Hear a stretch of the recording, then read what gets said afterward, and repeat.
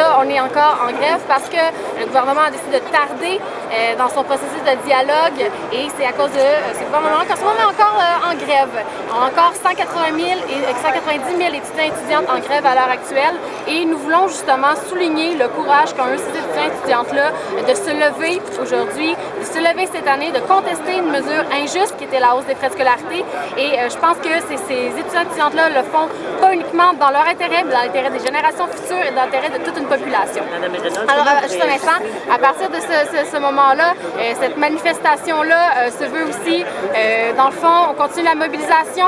Je sais que le premier ministre voudrait peut-être nous revoir assis dans les classes. Il faut comprendre que les négociations sont un processus qui fait partie de la solution, mais rien n'est encore, disons, acquis. Et c'est pour ça que les étudiants continuent de se mobiliser, continuent justement de prendre des votes de grève, de continuer de reconduire la grève, continuent de se mobiliser. Et c'est pour ça aujourd'hui qu'on organise une manifestation et ça va se dérouler comme ça dans la joie et le soleil. Un peu moins d'allégresse quand même, non? Ben écoutez, je pense qu'en ce moment, si vous sentez